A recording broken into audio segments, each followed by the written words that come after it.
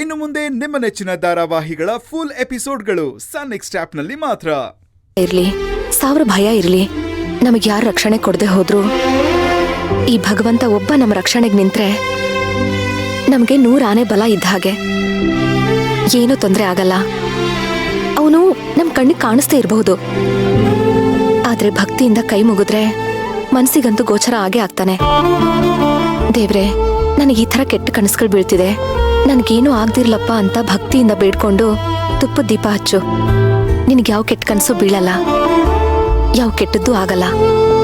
ಮುಂದೆ ನಿನಗೆ ಏನು ತೊಂದರೆ ಆಗಲ್ಲ ಅನ್ನೋ ಸೂಚನೆನ ಆ ಭಗವಂತ ಕೊಟ್ಟರು ಕೊಡಬಹುದು. ಸರಿ ಅಕ್ಕ, ಹೋಗು.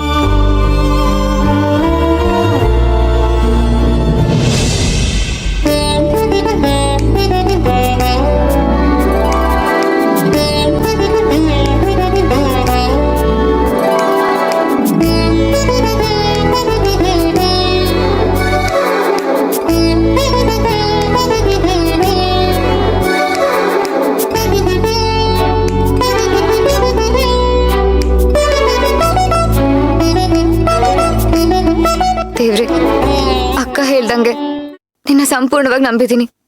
ನಿನ್ ಪಾದಕ್ಕೆ ಶರಣಾಗಿದ್ದೀನಿ. ನಂಗೆ ಯಾಕೋ ತುಂಬಾ ಭಯ ಆಗ್ತಿದೆ.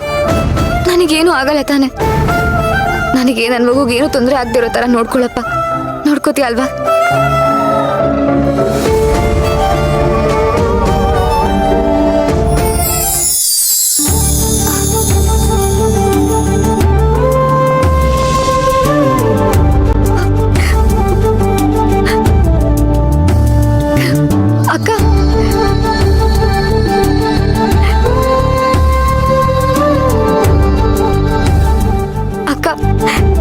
ನಾನೇನು ತೊಂದರೆ ಆಗದೆ ಇರೋ ತರ ನನ್ನ ನೋಡ್ಕೊಳಪ್ಪ ಅಂತ ಬೇಡ್ಕೊಂಡಿದ್ದಕ್ಕೆ ಪಟ್ ಅಂತ ದೇವ್ರು ನನಗೆ ಹೂ ಕೊಟ್ಬಿಟ್ಟ.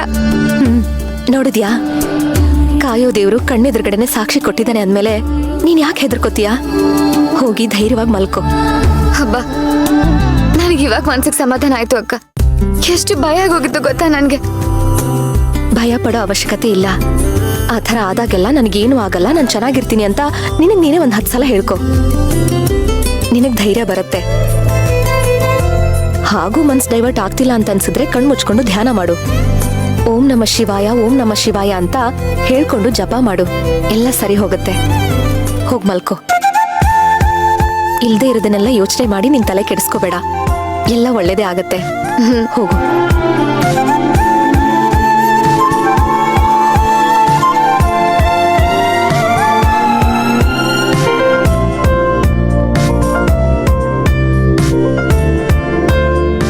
ಯಾಕಪ್ಪ ತಂದೆ, ಯಾಕೆ ಪೂಜನ್ಗೆ ಅಷ್ಟೊಂದು ಟೆನ್ಷನ್ ಕೊಡ್ತೀಯಾ? ಧೈರ್ಯ ಹೇಳ್ಬೇಕಾಗಿರೋ ನೀನು.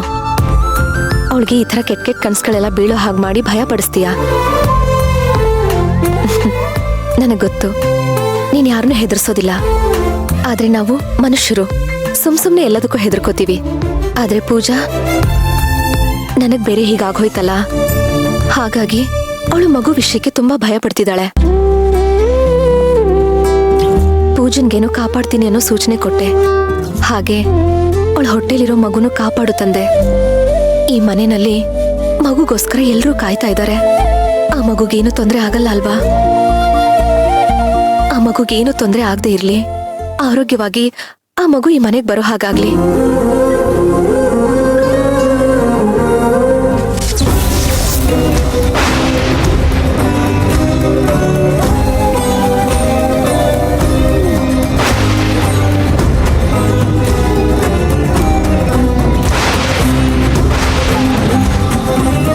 ದೇವ್ರೆ, ಏನಪ್ಪ ಇದು? ಮಗುನ ಕಾಪಾಡು, ಅದಕ್ಕೇನು ತೊಂದರೆ ಆಗದಿರೋ ಹಾಗೆ ನೋಡ್ಕೊ ಅಂತ ಬೇಡ್ಕೊಂಡ ತಕ್ಷಣ ದೀಪ ಆರೋಯ್ತು. ಅಂದ್ರೆ ನೀನೇನ್ ಹೇಳೋದಕ್ಕೆ ಹೊರಟಿದ್ಯಾ ಭಗವಂತ? ಅಂದ್ರೆ ಮಗು ವಿಷಯದಲ್ಲಿ ನನಗೆ ಹೇಗೆ ಕಷ್ಟ ಕೊಟ್ಟಿಯೋ ಅದೇ ತರ ಪೂಜನ್ಗೂ ಕಷ್ಟ ಕೊಡ್ಬೇಕು ಅನ್ಕೊಂಡಿದ್ಯಾ? ಬೇಡ ಭಗವಂತ, ಬೇಡ. ಈ ಮನೆ ಆಗ್ಲೇ ತುಂಬಾ ಕಳ್ಕೊಂಡಿದೆ. ಈ ಮನೆ ಕಳ್ಕೊಂಡಿರೋ ನಗು ಈ ಮಗುವಿಂದ ಮತ್ತೆ ವಾಪಸ್ ಬರುತ್ತೆ ಅನ್ನೋ ಭರವಸೆಯಲ್ಲಿ ನಾವೆಲ್ಲರೂ ಕಾಯ್ತಾ ಇದ್ದೀವಿ. ದಯವಿಟ್ಟು ಆ ಸಂತೋಷನ ನಮ್ಮ ಬಾಳಿಂದ ಮತ್ತೆ ಕಿತ್ಕೋಬೇಡ. ಪೂಜಾ ನಮಗೆಷ್ಟು ಮುಖ್ಯನೋ ಅವಳ ಹೊಟ್ಟೆಲಿರೋ ಮಗು ಕೂಡ ನಮ್ಗಷ್ಟೇ ಮುಖ್ಯ. ಅದ್ರ ಪ್ರಾಣಕ್ಕೆ ಯಾವುದೇ ರೀತಿ ತೊಂದರೆ ಆಗ್ಬಾರ್ದು. ನೀನೇ ಕಾಪಾಡ್ಬೇಕು. ಹೇಗಾದ್ರೂ ಮಾಡಿ ಆ ಮಗು ಜೀವಂತವಾಗಿ ಮನೆಗೆ ಬರೋ ಹಾಗೆ ಮಾಡು. ಬೇಕಾದ್ರೆ ನನ್ನ ಪ್ರಾಣ ತಗೋ, ಆದ್ರೆ ದಯವಿಟ್ಟು ಮಗುಗೆ ಯಾವುದೇ ರೀತಿ ತೊಂದರೆ ಕೊಡಬೇಡ ತಂದೆ. ಇದನ್ನೆಲ್ಲ ನೋಡ್ತಿದ್ರೆ ಏನೋ ಅನಾಹುತ ಆಗುತ್ತೆ ಅಂತ ಅನಿಸ್ತಿದೆ. ಎಷ್ಟು ಸಲ ನೀನ್ ನನಗ್ ನಿರಾಶೆ ಮಾಡಿದ್ರು ಪ್ರತಿ ಸಲ ನೀನ್ ಇದೆಯಾ ಅನ್ನೋ ಭರವಸೆನ ನಾನು ಯಾವತ್ತೂ ಕಳ್ಕೊಂಡಿಲ್ಲ. ಈ ಸಲನೂ ಅದೇ ನಂಬಿಕೆನಲ್ಲಿ ನಿನಗ್ ಮತ್ತೆ ದೀಪ ಹಚ್ತೀನಿ. ದಯವಿಟ್ಟು ನೀನೇ ಪೂಜನ್ ಮಗುನ ಇಬ್ಬರನ್ನೂ ಕಾಪಾಡಬೇಕು. ನೀನೇ ಕಾಪಾಡಬೇಕು ತಂದೆ.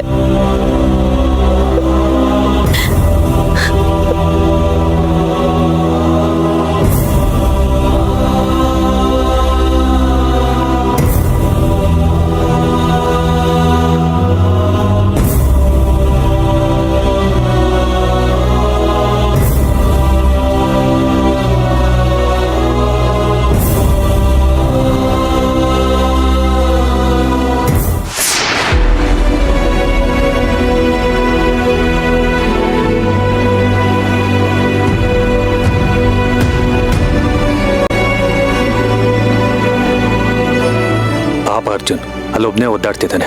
ಅಲ್ಲಿನ ಕಂಡೀಷನ್ ಹೇಗಿದ್ಯೋ ಏನೋ, ಒಂದು ಫೋನ್ ಮಾಡಿ ವಿಚಾರಿಸ್ಬೇಕು.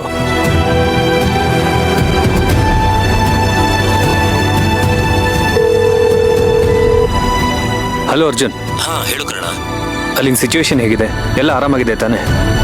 ತುಂಬಾ ಕ್ರಿಟಿಕಲ್ ಇದೆ ಕರ್ಣ. ಏನು? ಹಾ, ಇಲ್ಲಿ ಪರಿಸ್ಥಿತಿ ಕೈ ಮೀರಿ ಹೋಗೋ ತರ ಇದೆ. ಹಾಗೇನಾದ್ರು ಆದ್ರೆ ಸೇವಂತಿ ಅದಕ್ಕೆನ ಸಮಾಧಾನ ಮಾಡೋದು ತುಂಬಾ ಕಷ್ಟ.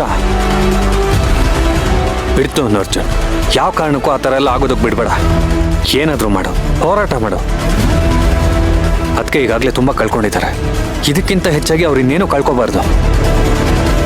ಅದು ಸರಿ, ಅದಕ್ಕೆ ನಿನ್ಗೇನಾದ್ರು ಕಾಲ್ ಮಾಡಿದ್ರಾ? ಪದೇ ಪದೇ ಫೋನ್ ಮಾಡ್ತಾನೆ ಇರ್ತಾಳೆ. ನಾನು ಮೀಟಿಂಗು ಅದು ಇದು ಅಂತ ಸುಳ್ಳು ಹೇಳಿ ಕಾಲ್ ಕಟ್ ಮಾಡ್ತಾ ಇದ್ದೀನಿ. ಹಾ ಅದು ಸರಿ, ಸೇವಂತಿ ಹೇಗಿದ್ದಾಳೆ? ಅದಕ್ಕೆ ಆರಾಮಾಗೇ ಇದ್ದಾರೆ. ನಾವೆಲ್ಲರೂ ಟೆಂಪಲಿಗೆ ಬಂದಿದ್ದೀವಿ. ಸೇವಂತಿ ಅದಕ್ಕೆ ಪೂಜಾ ಮಣಿ ಮಾತ್ರ ಮನೇಲೇ ಇದ್ದಾರೆ. ಅಂದ್ರೆ ನಿನ್ ಪಕ್ಕದಲ್ಲಿ ಯಾರು ಇಲ್ಲ ತಾನೆ? ಇಲ್ಲ ಅರ್ಜುನ್, ಅವರೆಲ್ಲ ದೇವಸ್ಥಾನದ ಒಳಗಡೆ ಹೋಗಿದ್ದಾರೆ. ನಾನು ದೇವಸ್ಥಾನದ ಪಕ್ಕ ಒಬ್ಬನೇ ಕಾರಲ್ಲಿ ಬರ್ತಿದ್ದೆ. ನೀನು ನೆನಪಾಯ್ತು, ಹಾಗೆ ಕಾಲ್ ಮಾಡಿದೆ. ಸರಿ, ಅಲ್ಲೇನೇ ಇದ್ರು ಅಪ್ಡೇಟ್ ಮಾಡ್ತೀರಾ? ಓಕೆ ಸರಿ, ಬಾಯ್.